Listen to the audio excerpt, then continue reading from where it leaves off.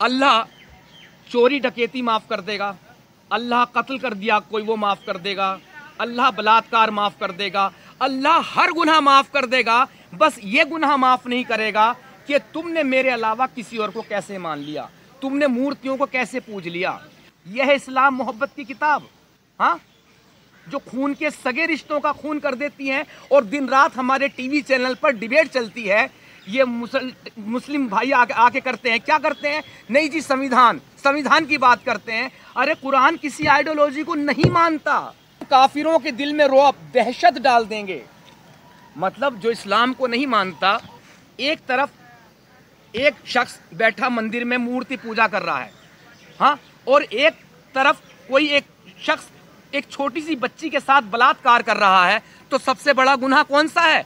तो वो सोचने में 2 सेकंड नहीं लगाते, बोले मूर्ति पूजा। अल्लाह की राह में लड़ो और जान लो कि अल्लाह तुम्हें सुनने जानने वाला है। अल्लाह की राह में लड़ो, ये कुरान कह रहा है। अल्लाह ने तुम पर जिहाद फर्ज किया है, मारना काटना अल्लाह ने अपनी तरफ से तुम्हें दिया है। लगता है आपको भारत में आपके ऊपर जुल्म हो रहा है, तो कुरान के मुताबिक आपको ये देश छोड़ना पड़ेगा। कुरान के मुताबिक, ये मैं नहीं कह रहा, ये अल्लाह का कलाम कह रहा है। साफ तौर पर अल्लाह कह रहा है सूरह अल बकरा की 216 आयत, चैप्टर नंबर 2 आयत नंबर 216, क्या कह रहा है? तुम पर जिहाद फर्ज किया गया है।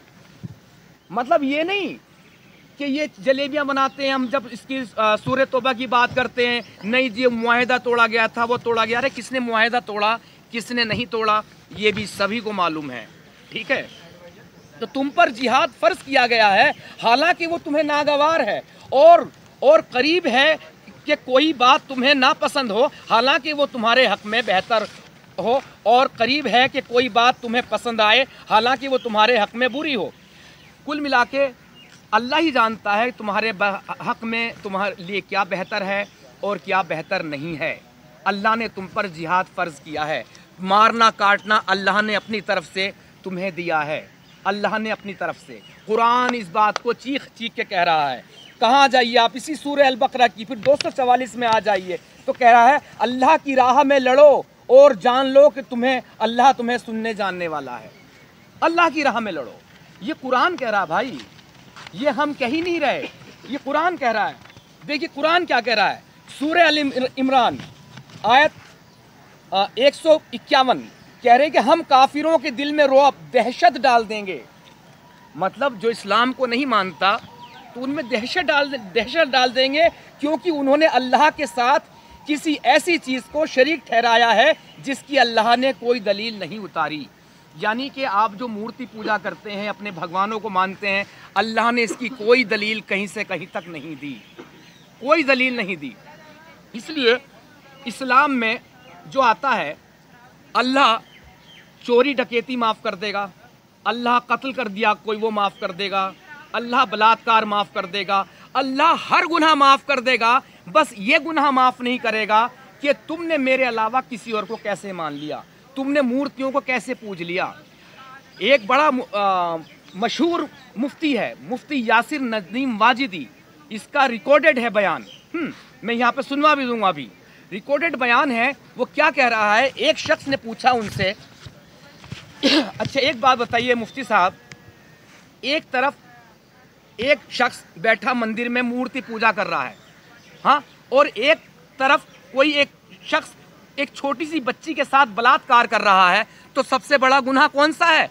तो वो सोचने में 2 सेकंड नहीं लगाते, बोले मूर्ति पूजा, मूर्ति पूजा। और फिर भाई ये कहते हैं जी इस्लाम तो मोहब्बत की किताब है। फिर कुछ लोगों ने दलील दी, नहीं जी बलात्कार भी गंदी चीज़ है, घिनौनी चीज़ है, लेकिन सबसे बड़ी है मूर्ति पूजा, अल्लाह तो बलात्कार की भी सज़ा देगा।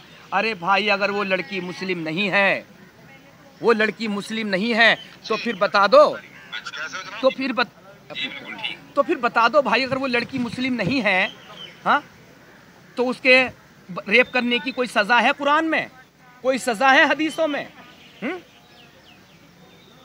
कोई सज़ा है हदीसों में? कहीं से कहीं तक नहीं। जब हम बात करते हैं जब हम बात करते हैं कि हमारे हुजूर ने माले गनीमत में जो लड़कियां, जो बहन बेटियां उठा कर लाते थे, ये करते थे, उन्हें खुद भी यूज़ करते थे, मन आया तो बेच दिया, ये यहाँ तक बात है, ठीक है, मन हुआ तो बेच दिया।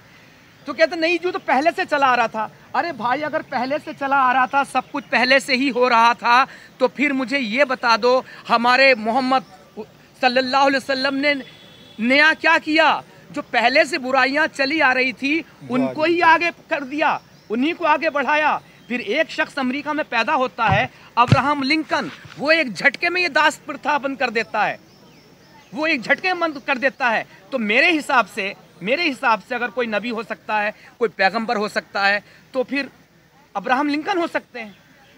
अब्राहम लिंकन ने इस चीज़ को बंद किया, बैन, और फिर अरब वालों को मार मार के, इन्हें ज़बरदस्ती कानून बना के, इंटरनेशनल लॉ बना के, तब ये चीज़ें बंद की गई, तब ये चीज़ें बैन की गई है। ये कहते नहीं जी, इस्लाम तो मोहब्बत की बात करता है। अरे भाई, इस्लाम, फिर कुछ कहते हैं, आयतें सुनाते हैं जी, लकुम दीनुकुम वलिय दीन, तुम्हारा दीन तुम्हारे लिए, हमारा दीन हमारे लिए। इस्लाम तो ये कहता है। अरे भाई, वो आयतें कब की थी?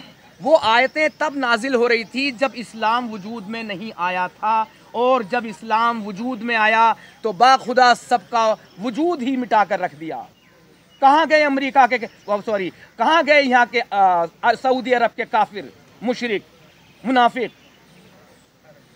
जैसे कि मैंने इस्लाम छोड़ दिया, ठीक है भाई, इस्लाम मैंने छोड़ दिया इस्लाम, तो अब मेरी सज़ा क्या बनती है? हदीसों के मुताबिक जो इस्लाम छोड़ दे तो उसे कहते हैं मुर्तद।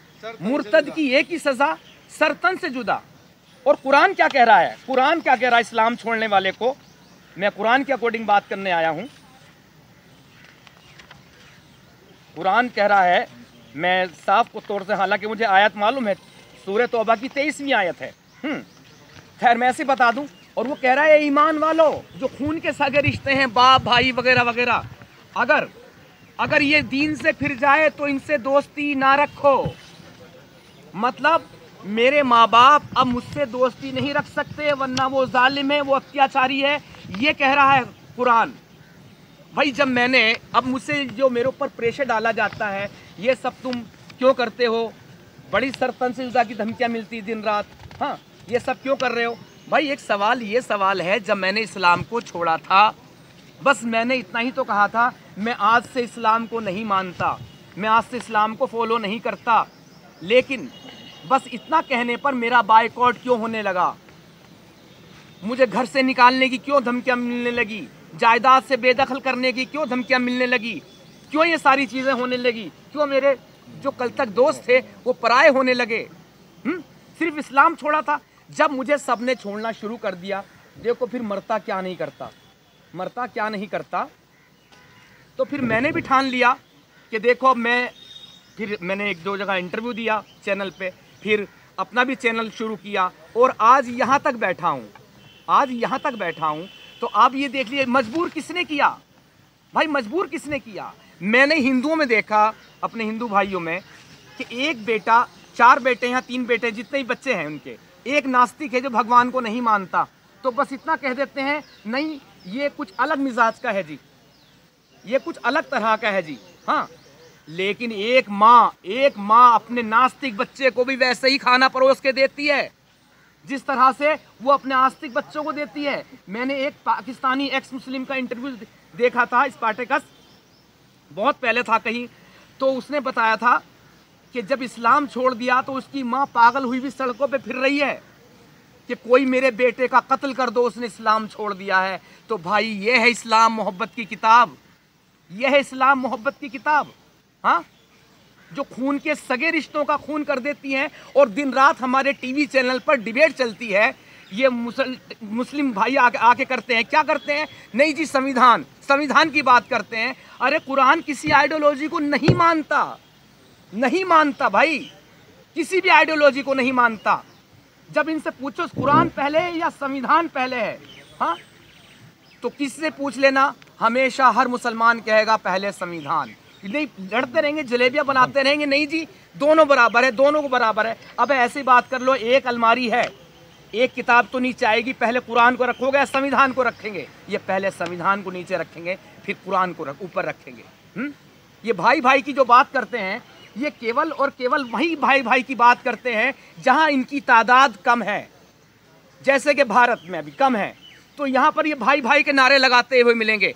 आप इनसे भाई भाई के नारे लगवा दीजिए पाकिस्तान में, हिंदू मुस्लिम भाई भाई के। आप इनसे हिंदू मुस्लिम भाई भाई के नारे लगवा दीजिए बांग्लादेश में, लगवा दीजिए अफगानिस्तान में, या किसी भी इस्लामिक कंट्री में लगवा दीजिए। नहीं लगाने वाले। इस्लाम के 3 रुकुन हैं। एक है दारुल हर्ब, जो काफिरों का देश है जिससे इन्हें जंग करनी है, दारुल हर्ब। एक है दारुल इस्लाम, जो कि पूरा का पूरा जहां पर इस्लाम कायम हो चुका है, एक वो है। और एक है दारुल अमन, जहां पर इनकी संख्या कम है, बहुत कम है जहां पर इनकी संख्या। वहां पर ये भाई भाई के नारे लगाएंगे, ये झुक के चलेंगे, ये सलाम नमस्ते आदाब करते हुए चलेंगे। बहुत सारी तरह तरह की आपको। अब अच्छा, एक चीज़ और मज़े की, ये कह रहे हैं कि भारत में हमारे ऊपर जुल्म हो रहा है। ख़ास तौर से जब से भाजपा सरकार आई है तब से जुल्म हो रहा है इनके ऊपर। तो कुरान की मानो भाई, कुरान की सूरह निसा की 97 आयत में अल्लाह क्या कह रहा है? अल्लाह के ये कह रहा है कि जब तुम मर जाओगे फरिश्ते तुमसे आकर हिसाब किताब पूछेंगे। जो उसका मफहूम ये है, तो तुम्हारे ऊपर जुल्म हो रहे थे, तो फिर फरिश्ते पूछेंगे, कहेंगे क्या तुम हिजरत नहीं कर सकते थे?